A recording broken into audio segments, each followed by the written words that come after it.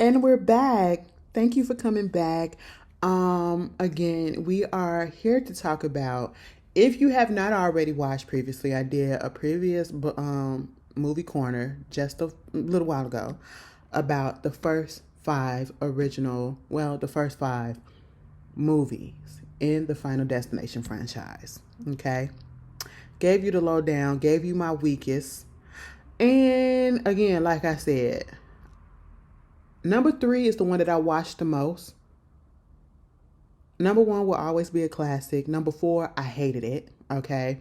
Number five, I love the way how at the end they tied it all and we found out that it was a prequel to Final Destination 1.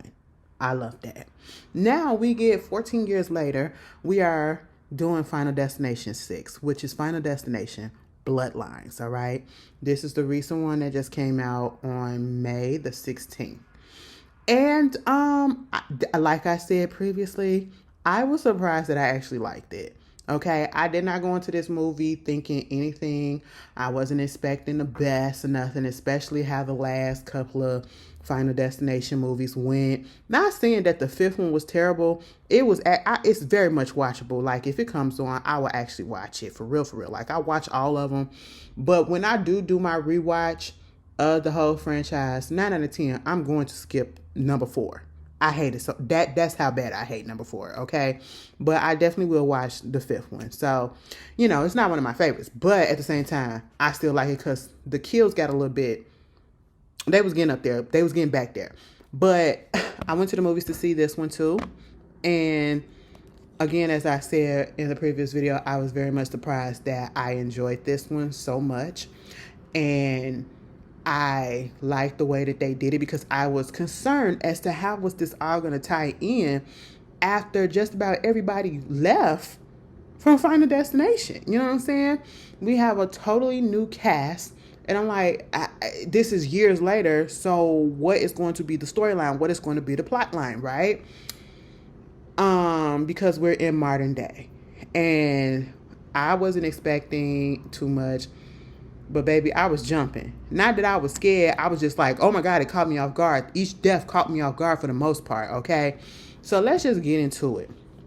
And if you haven't seen it yet, and you don't care about spoilers, continue to watch. If you do care about spoilers, baby, click the freak off, okay? What you doing here, girl?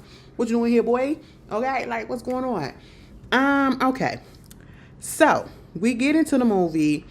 And it's back in 1968, I believe, in the 60s. And you see this girl, Iris, right? She and her man, her boyfriend at the time, they are going to this opening ceremony for this restaurant called the Skyview. Wrong.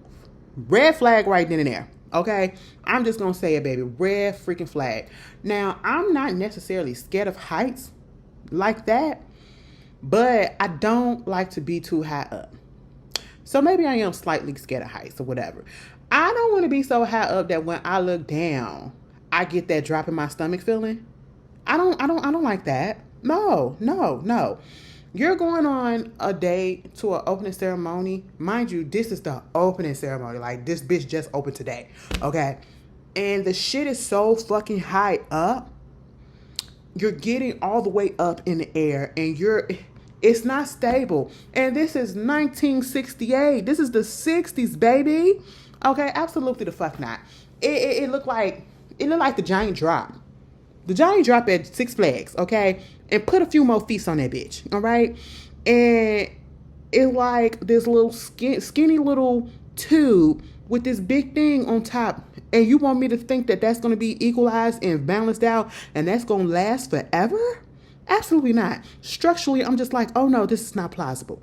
And Iris is already feeling at this moment that, I just don't like this. Something about this ain't right. Like, I'm getting a little feeling like, her anxiety is working. Like, girl, what? And then they get to the elevator to go up.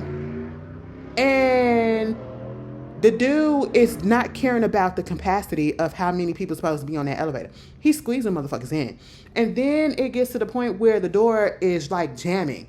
That would have been my cue to get the fuck off, okay? I would have had to get off because Why is the door not closing the way that it's supposed to? I get it that it's in the 60s or whatever, but baby, they had working elevators that actually worked good back then too, I'm pretty sure.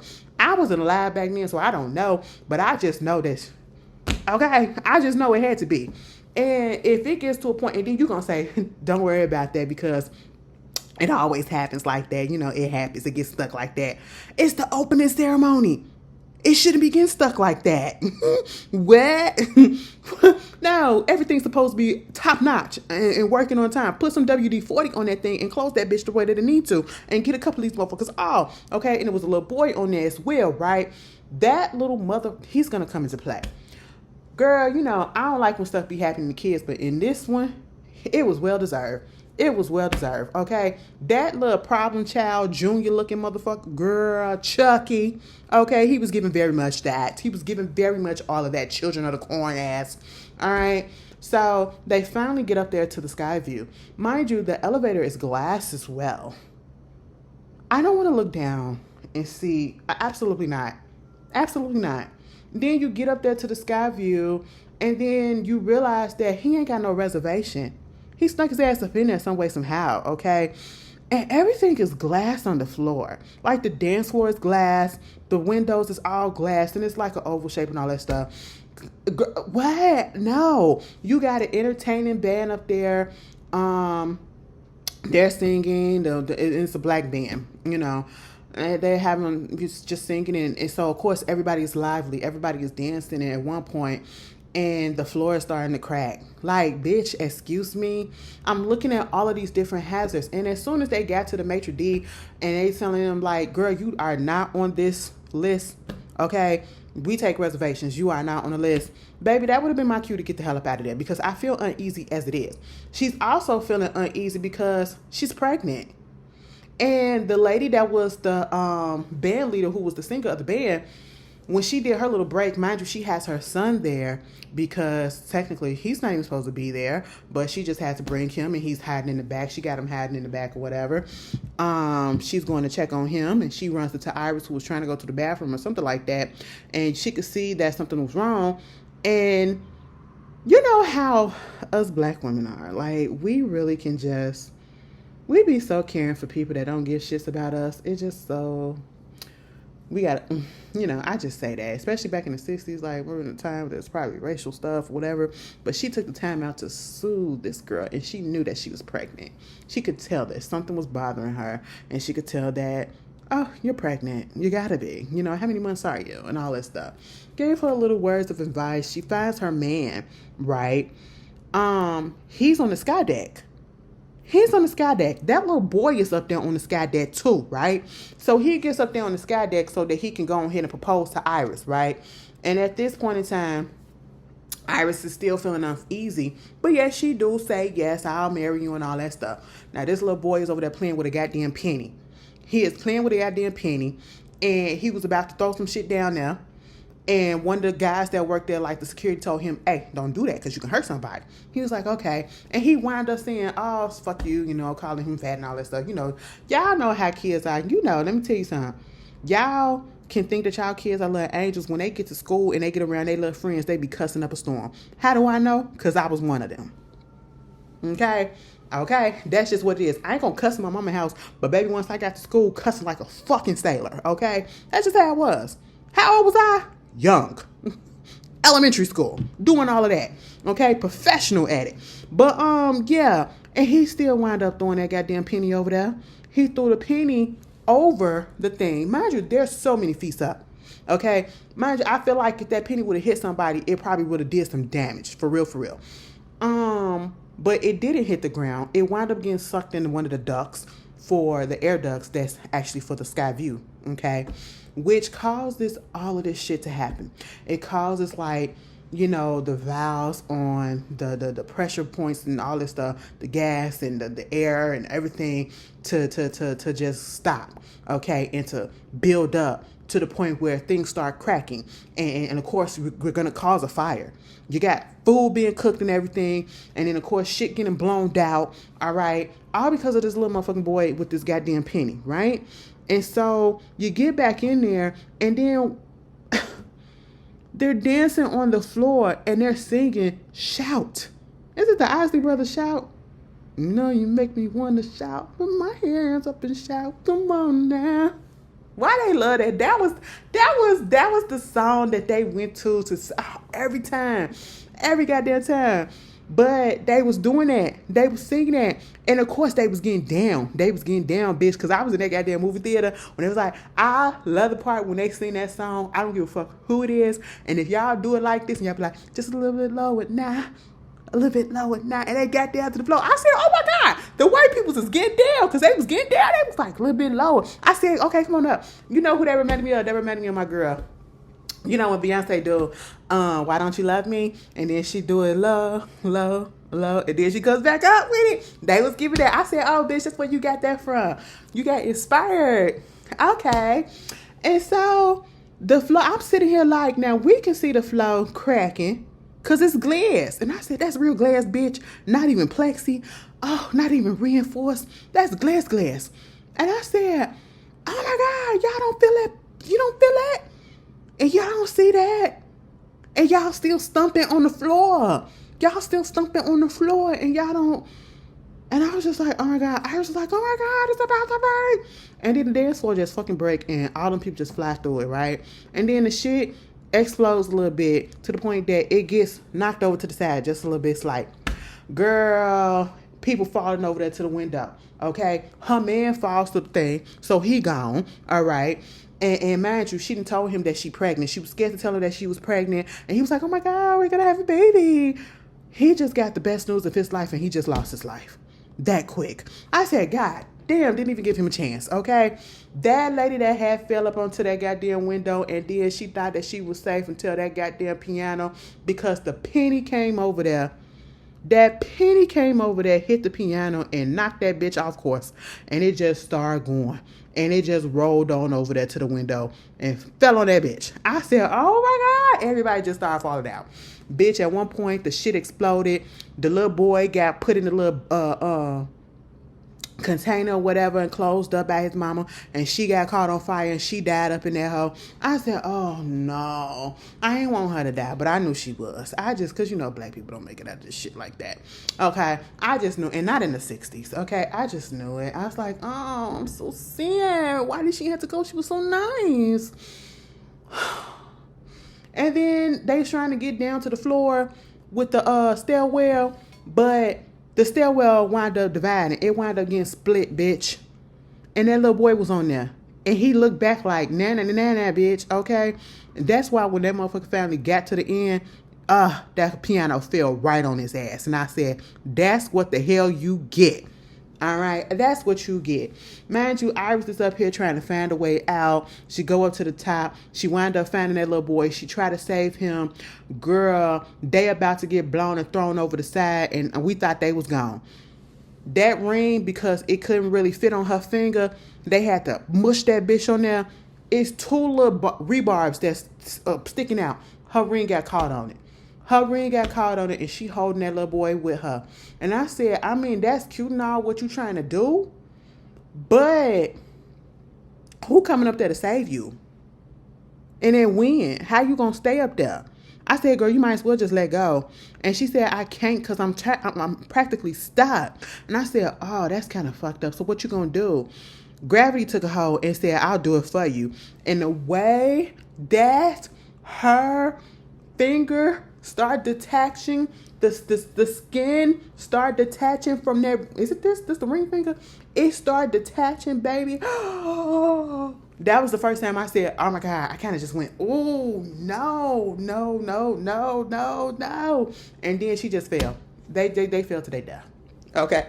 Like, to be the valet people that was down at the bottom, minding their business, trying to do their work, just having a little smoke break outside, and then all of a sudden it just started raining bodies.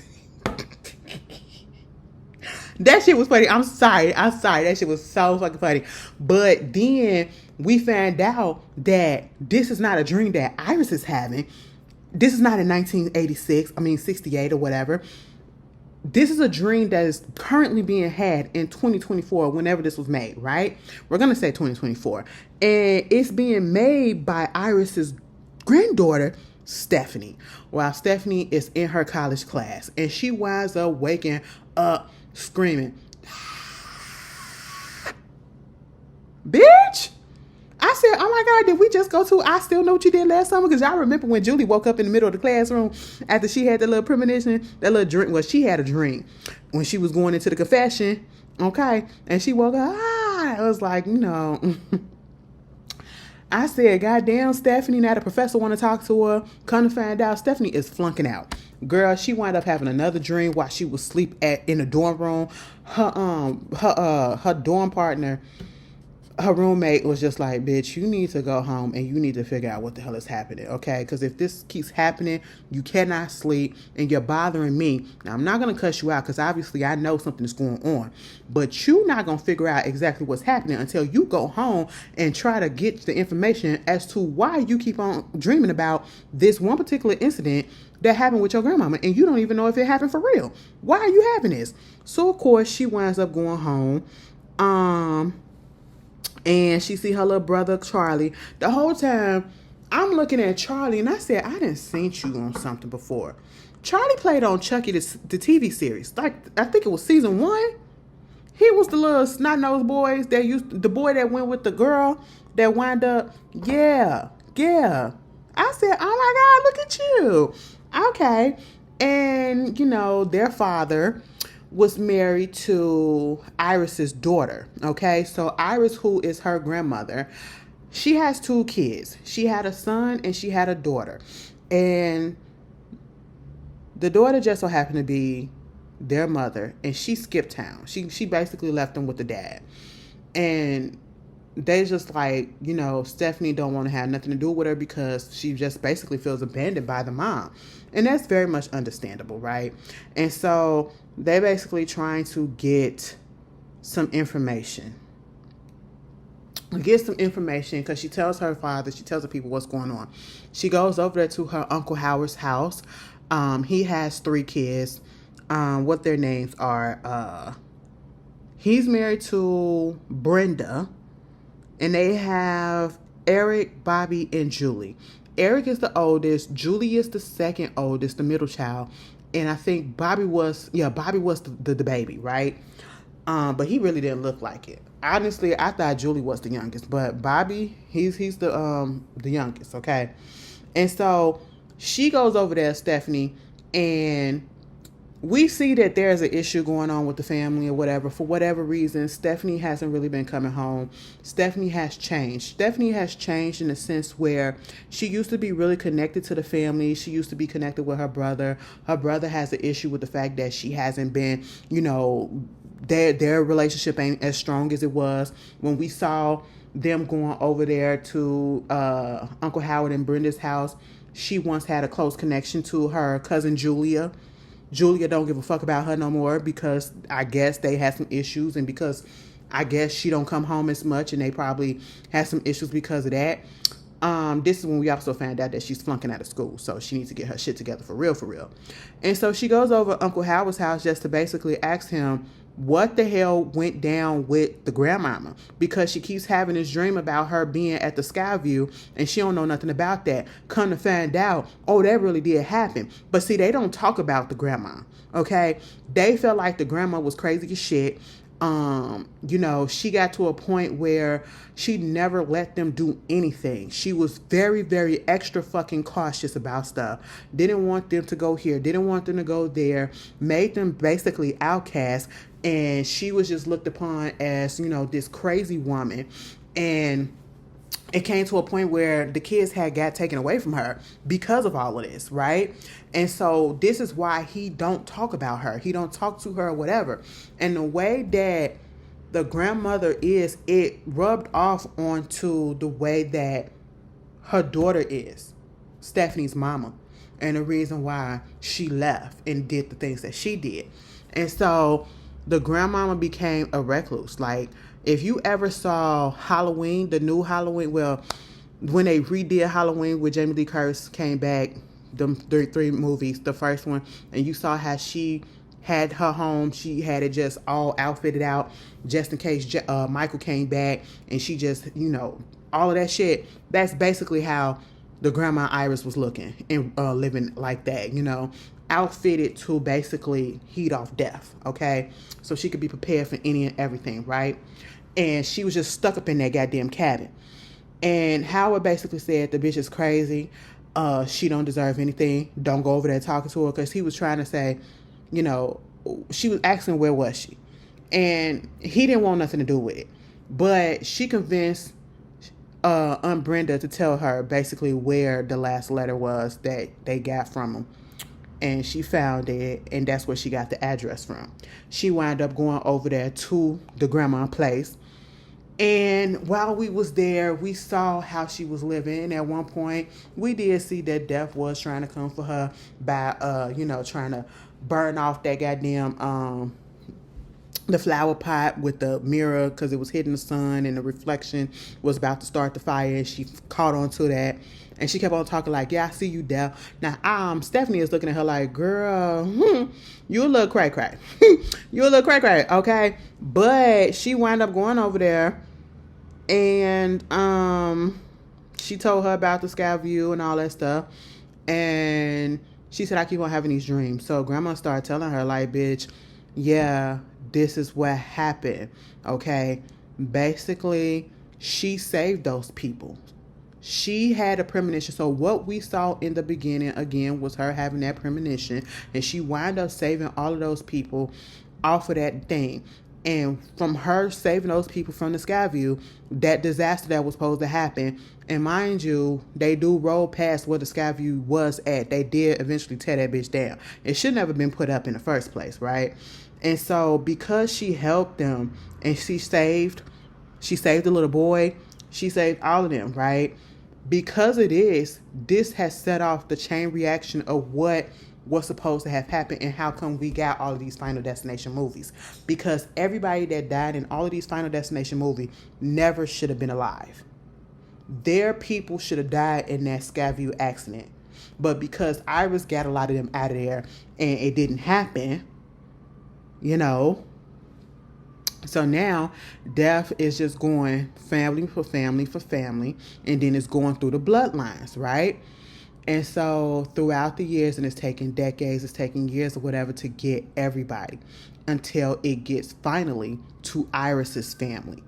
She was the one that took everybody out, got those people out. So now we done took care of everybody else because they was going to die before you anyway. And we took care of their bloodline. So now we're going to come to you because you the last one. And so now we got to go through your bloodline. So in order for her bloodlines to stay pumping, Iris needs to stay alive. That's why Iris got her ass hauled up in that goddamn cabin. And she's a recluse. And her kids didn't understand that. They didn't believe it, okay? That's why the mama, Darlene, her daughter, she just left and she doing her reckless stuff or whatever. And she thought that her leaving was going to help out her kids. But it really didn't. But Iris had this whole book planned out, like with all the stuff that happened, had the obituaries of everybody that died and the freak accidents and everything.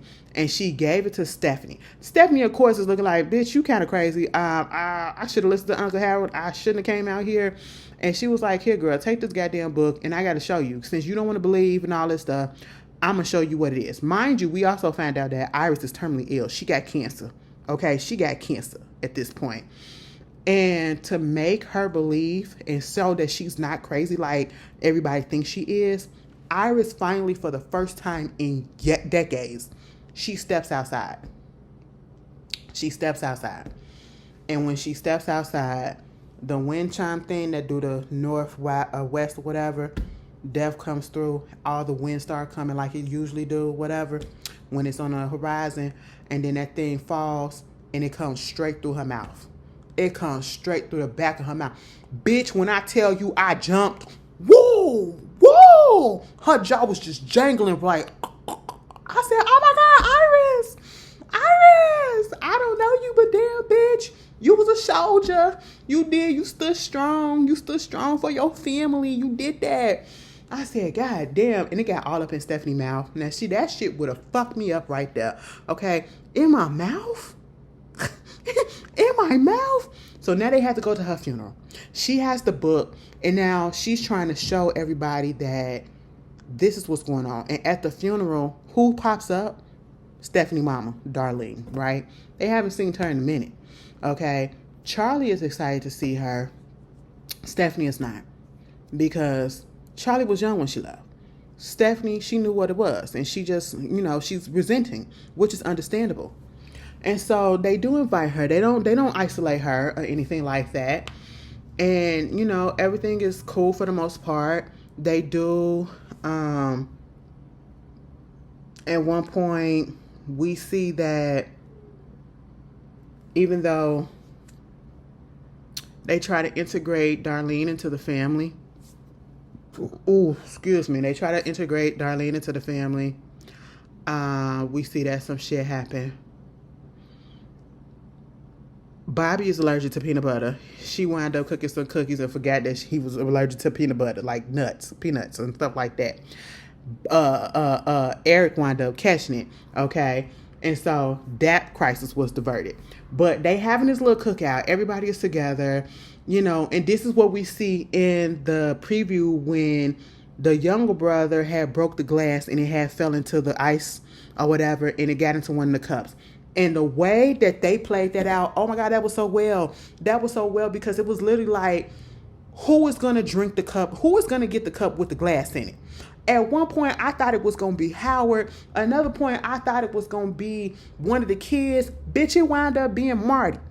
It wound up being Marty, Stephanie daddy. I said, oh my God, not him. He's so innocent. He's so innocent. Like, what the hell? Don't take him out. He's a good dad.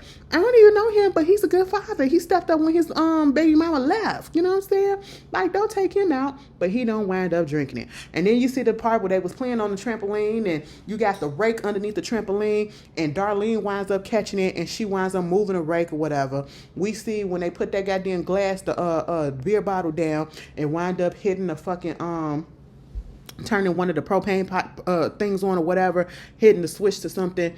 Bitch, at the end of the day, after Howard said, don't fucking talk to Iris, Howard wound up getting hit with the mower line. He winds up, because I think it dropped the glass on the floor, right?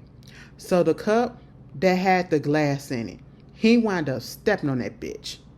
And he winds up falling. His feet, he's grabbing his foot because he got a cut on the foot, right? Something to that magnitude. Either fucking way. Howard is on the floor and the goddamn lawnmower turns on. And he winds up getting his face cut the fuck up and dies. Shredded from the lawnmower. It reminded me of The Happening, okay? Y'all gotta go watch. For some reason, I actually like The Happening. It was the dumbest movie. One of M. Night Shyamalan's dumbass movies. But it was one of the ones I actually liked, for some reason. It was really stupid. But it was one scene when that man just laid down and let that lawnmower and it was the industrial big long lawnmower too. He just let that bitch just fall roll over his face. Oh my God, it was one of those type of scenes, right? So now Grandma Iris is gone and now Howard is gone. And so at this point they have a funeral, okay? Stephanie is going through Grandma Iris' book. She's putting all these papers together, these obituaries, so she's putting together a timeline. Now she's becoming Grandma Iris, okay? And it's like, oh my God, she was not lying, all right? And she's trying to tell the family, this is what's happening. Those people that was on that sky view they should have died. But Grandma Iris actually saved them. But now Death is coming back and trying to take them out. Look at all these people. And now it's coming for us. And it's going to come for our bloodline. Okay? First, it takes out Iris. Then it's going to come for Uncle Howard and his kids. Okay? The only people it's going to come from Uncle Howard. The next that's going to die is Eric because he's the oldest. Then it's going to be Julie. Then it's going to be Bobby because he's the youngest. He's the last. Brenda, you're safe because you was married into the family. You don't have our bloodline, okay? But then after that, after Bobby leaves, it's going to come for Darlene. And then it's going to come for me. And then it's going to come from Charlie. And Marty, Daddy, you're okay because, again, you married into the family. Bitch. They was like, girl, shut the fuck up. They wasn't trying to feature that shit, bitch, okay? They was like, my daddy just died. My daddy just died. Can't you understand that? And you up here trying to do all this shit? Come on now. Okay, Eric is so pissed off at this. He go to the tattoo parlor where he work at, and he was given a tattoo. Now, let me tell you something. First of all, it was a little bit too dark up in there.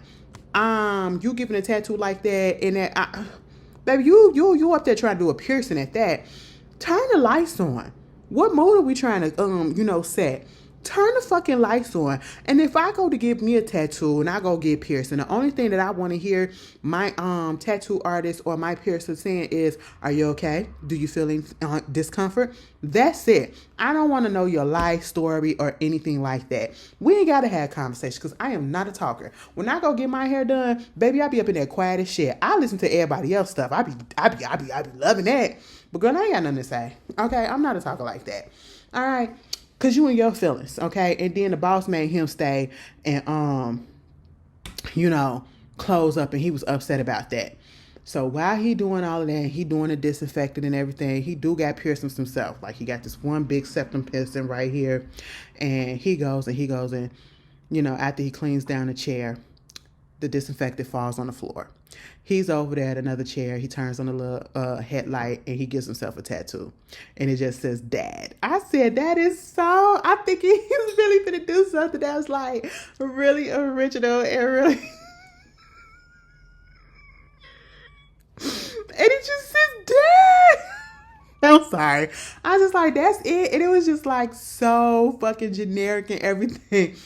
And then all of a sudden he gets up because he see that the disinfectant or something just fell or whatever. He gets up and the cord or whatever, that chain that was up there, y'all saw it in the preview that they showed us.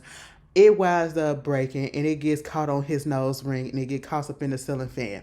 And he does this whole Cirque du Soleil gymnastic type of shit to try to not get that septum pulled out. And I was like, oh my God, I really thought that he was going to die like that. I was waiting for that thing to get pulled out of his goddamn nose and for me to cringe so bad. Like that shit had me on pins and fucking needle, right? I was like, oh my God, what's gonna happen? What's gonna happen? But of course it's Final Destination. So what you think is gonna happen, it doesn't happen. It's gonna happen, but not the way that you think, okay? And so it wound up, the thing wound up catching on fire. I said, oh my God, this motherfucker is going to get burned to death. And we really thought that he died up in there, okay? Because Stephanie kept on texting him, trying to get to him or whatever, see if he was okay. He's not responding. And eventually he do respond and tell her leave her alone, but he okay. And then she still couldn't get in contact with him. Still couldn't get in contact with him. Nobody did. It's the next day. They trying to figure out what happened. And then she finds out that the shop got caught on fire. The shop got caught on fire. And they was like, oh my God, he had to have birthed up in there. This motherfucker comes outside. He pops up. Well, actually, he got hit by the car. Stephanie and Charlie was in her car. And she was trying to figure out what the hell is happening because they was finna go down there to the shop. And he winds up walking into the street. She winds up hitting him a little bit. I said, oh my goodness, he didn't die. I said, oh wow, well, why didn't he die? So she's still trying to figure out what the hell is going on and why she didn't die, he didn't die and all that stuff. It was like, well, you still could be next and all this and woo. And he's just not trying to hear that shit. He was like, you know what? Fuck all that. My dad just died. I survived all this shit. Whatever this little stuff that you thinking that's going to happen, it's not going to happen. Girl, the daughter, the cousin, Julie, their sister, she comes out. And of course, she pissed off about stuff. She trying to go on her little daily jog and all that shit. She ain't trying to hear nothing that Stephanie got to say. She ain't been trying to hear nothing that Stephanie had to say. Okay? And so at this point, bitch, she's still trying to convince Eric that, listen, you got to be careful. He almost got hit in the street. He was like, no, it's not me. All this stuff is just crazy. What you talking about? The whole time that they are focusing on Eric, baby, it was Julie that actually was the next one. When that garbage truck came through, right? Imagine he went over there to the garbage truck and he wound up kissing the garbage truck and licking on it and all that stuff. I said, you are so stupid. And then she was jogging. And I don't know what happened, like the wind hit her or something. And I think it was like a leaf blower that was out there. Somehow she got blown and pushed into one of the garbage cans that was about to get lifted into the actual garbage truck. And she got dumped into that bitch. They realized what is happening and they running after the garbage truck. The driver of the garbage truck is in there listening to one of these old 90s pop girls. I wish I could remember the song because if I would have heard it, bitch, I knew exactly what song it was because I was singing along to it. I said, "Oh my God, what are you listening to? What are you listening to? Why are you listening to this?" And so they couldn't get his attention, and they finally was able to jump in front of the actual car, the truck, to get him to stop. And Stephanie jumped up there trying to pull her out of the freaking thing. And before she can pull her out of there, that girl got crushed. And the way when she was trying to pull her out, she did have her hand. Baby, she pulled her arm out. And that's all that came out. Her arm detached and everything. Her face got smashed up in that bitch. I said, oh my God, that is so fucked up. Okay, so that was that. Now they all sitting there like, damn, Iris just died. Daddy just died a day later. Then Julie just died a day later after that. What the fuck is going on? If it was supposed to be Eric, how is it that she did not die? How did it skip you and go to Julie? Girl, come to find out, Brenda told Eric, well, me and your father was going through some things. And I had a little affair with this other guy, and your father is not your father.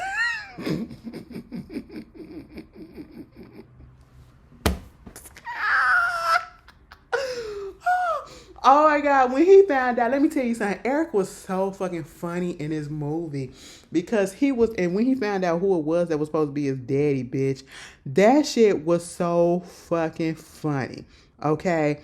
And he was like, what the fuck, Mom?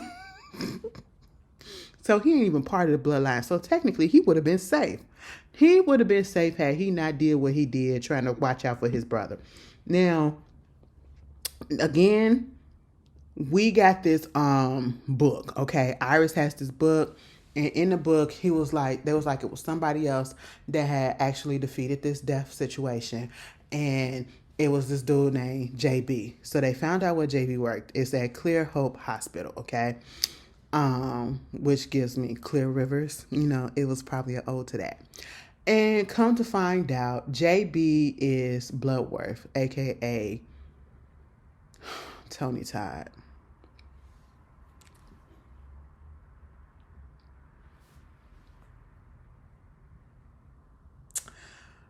Like,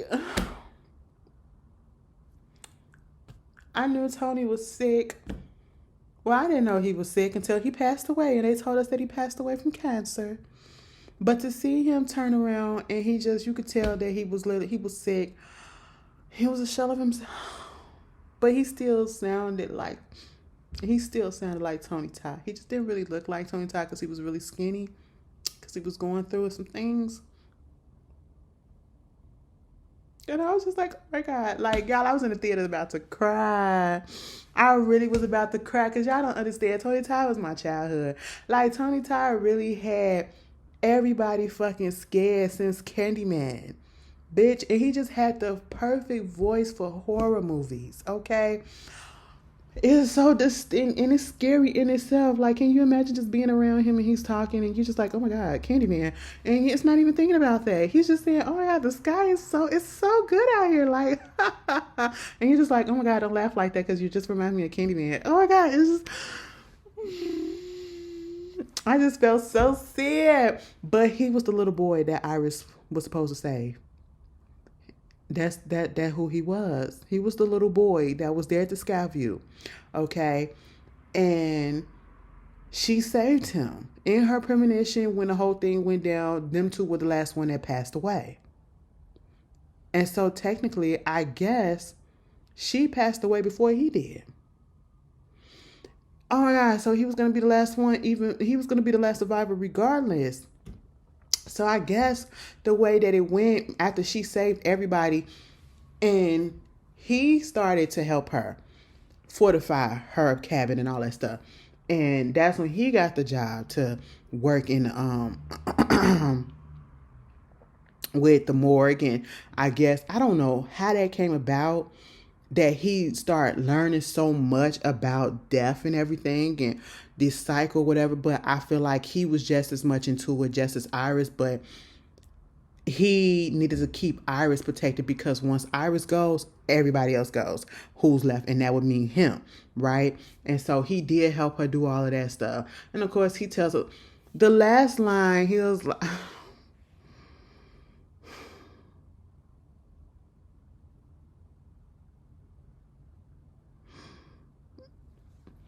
that last line that he said in the movie, it was improvised. They let him say that, and it was basically his final goodbye. And then next thing you know, we get in real life that he passed away before the movie.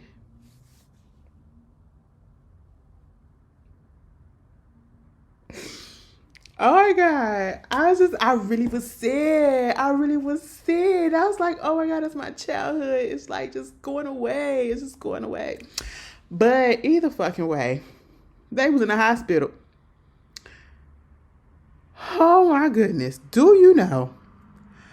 They finally understanding that yes, all of this is happening and we got to take heed. Because now that Julie is gone and we find out that Eric is not a part of the bloodline for real, that means Bobby is next, okay? So Darlene and them, they all go to the hospital. They try to be extra cautious. And so now they're thinking, we're going to kill Bobby, but I'm going to revive him because he's allergic to peanuts, right? So let's make him allergic. Let's bring him to the brink of death. And then I bring him back. We're going to kill him and bring him back. This is what Eric is thinking, right? And I'm just like, I get what you're trying to do, but baby, I just feel like this just ain't going to work. Okay, we did this in Final Destination 2. And we were in the hospital, okay? And it did work, but you kind of going about it the wrong way, I feel like. And there's this thing where death does not like it when you try to fuck around with it and play around with it and try to get the best of it. So now it's going to show you, oh, you think you're trying to cheat some type of way and you trying to get in the path and fuck it up? No, I'm going to show you. And that's exactly what happened, okay? The fact that they were sitting over there, they was trying to get the candy and they couldn't get the candy out the vending machine. He is busting the vending machine to the point where one of the springs in the vending machine pops out. And I said, yes, that's going to be used for some reason, right? They wind up getting into the MRI facility. There's an MRI machine out there, and it's going to go ahead and make his brother eat the peanut butter, okay? Because it was like a Reese's Pieces cup. And they had the EpiPen to get him and to revive him and do what they got to do. Okay, cool. Now, he didn't really want to do this, but then he said, okay, fuck it. And then he got a wheelchair so that they can pull him out and take him into the thing and, like, revive him if they need to and all that shit. Okay, cool. Mind you, all of this stuff is happening in some way, somehow. While they are in that MRI thing, okay, somehow death comes in and basically turn that machine all the way up. If y'all don't know, the MRI machine is a fucking huge magnet, okay?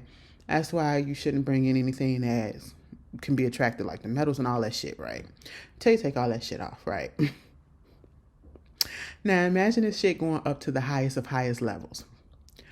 So at this point, they done gave Bobby, he done ate that damn thing.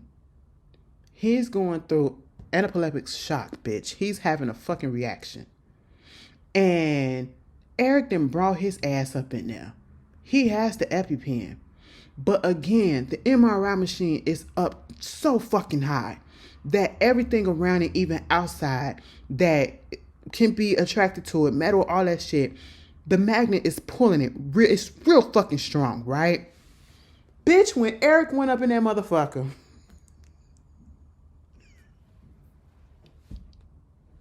and then all of a sudden, bitch, the MRI machine, the magnet, it was just pulling at his septum, and it pulled that fucking nose ring out, bitch. And then all of a sudden, you see his shirt go like this. It pulled the nipple rings out.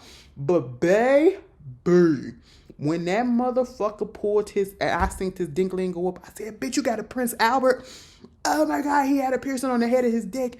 And it pulled that out into the MRI machine. Girl, I screamed so big. I said, oh my God. And then when that wheelchair came in and just pushed him up in there, and he went back like that and got sucked all the way up into that bitch, and he was just back like that. I said, oh my God. That was one of the best things for me. That was one of the best things for me.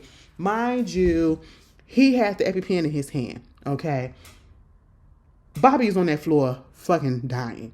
He winds up getting the EpiPen, and he, even though it was a struggle, he winds up getting it, and he gave it to himself, okay? So he didn't die right then and there.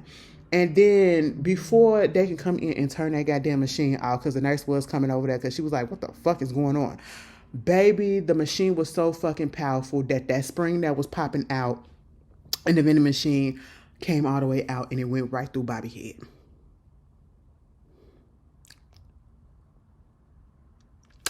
Damn. See, when you try to cut corners, people don't like that shit, and it'll come back for your ass, and that's exactly what happened. Eric could have been okay.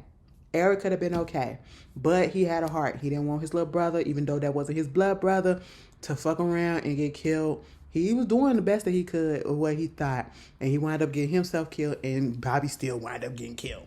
Okay, so now it's just Darlene, Charlie, and Stephanie. So now they feel like, oh, we gotta go and take Darlene over there to grandma's house, because she already got that bitch fortified. Let her be safe up in there. But of course, Def is like, I'm on your ass. Def said, bitch, fuck you, okay? Girl, they up in Darlene's RV. Stephanie is driving. Stephanie get fucking stuck up in that bitch. The seatbelt wasn't working. Darlene trying to get up in that girl. Everything in their mama was trying to take Darlene out. And eventually, something fell on her ass. We thought she was gone. And she gets up, and you see that she got a little burnt on her. And she told Charlie, go over there and help your sister. Go help your sister. Stephanie is over there basically drowning at this point, because the fucking RV then fell into the water, and she's stuck with the seatbelt. Charlie almost got it. Then it was so anxiety induced, okay? Because he had the little knife. Then he wound up cutting his hand, I think. Then he dropped the bitch. I said, the girl gonna die by the time you get the knife back up in your hand, bitch. What are you doing? Hurry up. Girl, eventually, he winds up getting her out of there and doing a little bit of CPR. And she wakes up, she spits up a little bit of blood, water, and she's here. Girl, the mama wound up getting something falling on her ass, and she died. Darlene came back in the picture for one day, and that bitch, maybe you should have stayed gone. Okay, that's the reason why she left, because she ain't want to do to her kids the same thing that Iris was doing to them. That's why she left. Okay. I said, I get it, but damn, bitch, you could have called and let us know what was going on. You ain't had no fucking communication with us. I wouldn't have forgiven her that quick. I don't give a damn if we was dying or not. I wouldn't have forgiven her that quick. But, because I hold on to hurt. You hurt me, I'm going to hurt you back. And so now, it's like 1 week later, Charlie and Stephanie is here. Marty is here. Brenda is still here, but Brenda ain't got nobody. And Charlie is getting ready for his prom date. He goes over to the girl's house. They seeing him off for prom. And he having a little conversation with Stephanie, with the daddy. And they was like, oh, we saw that you say your sister and all this stuff. Come to find out, the man said, oh, well, you didn't bring her back unless she actually, her heart actually stopped. You didn't never bring her back from the dead. And come to find out, her heart never really stopped. She just passed out. She just lost a little bit of consciousness. So she didn't even drown for real. So you did all of this. And Death is a bitch. Death is so fucking petty. Like, the way that it'll make you feel like, oh, I beat this bitch. And it'll give you a few more days. Gave them a week, okay? To think everything all to the good. Gave the other ones a few months. Gave the other one a few years. And then came and took them out.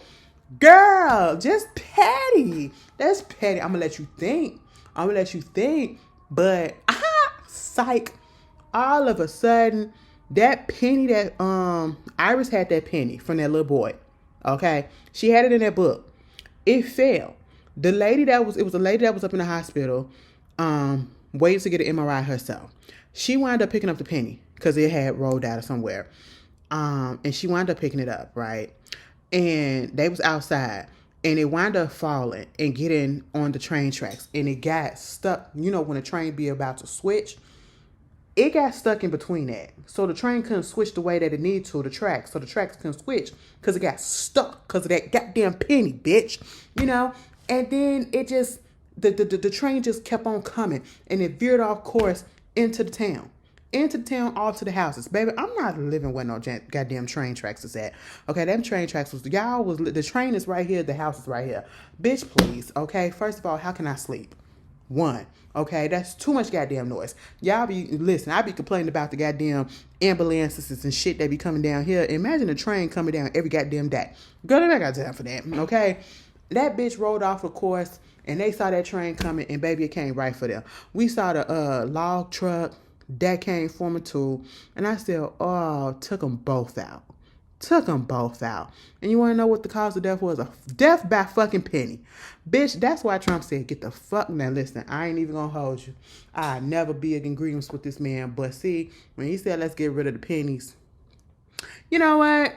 After looking at this, why not? Why not? Why not? Why the fuck not? Because look at all the shit that it cost, okay? I said, oh my goodness. I really enjoyed this movie. I really did enjoy Bloodlines. Do y'all think that they're going to put a 7th one out there? And if so, what would it be about? Because JB is gone. He retired and he's no longer here. So it'll be like, do it start all over? Do it start all over? Huh. If I had to rate this out of 5, I'll give it a 3.7. Made that a 3.8. No, 3.7. It was good. Okay, if I had to rate it out of 10, I'll give it a 7.7. For real, for real. Like, for real, for real. Yeah. It's up there. It's up there. The only one out the franchise that I give a 0 is definitely 4. Okay. 5, I will give probably, let's do out of 10. 5, I will give it a 6. I'll give it a 7.1. Okay. 3, I will give it literally a 8.3. 2, I will give it probably a 8.0. I'll give it an 8. 1, I'll give it a 9. Okay. I'll give it a 9 because it was the original. But, you know, I enjoy all of the movies. Take the fuck away from goddamn, except for 4. Fuck that one, okay? That one should never have happened. Let's erase that from memory. Let's pretend it didn't happen. But anyway, you guys tell me how y'all felt about it. And I will see you guys later. I hope you guys enjoy your weekend. I gave y'all plenty of content to enjoy. I got to catch up on Beyond the Gates. Oh my God. That's the only thing that I'm behind on. But enjoy, and I will see you guys later. Peace.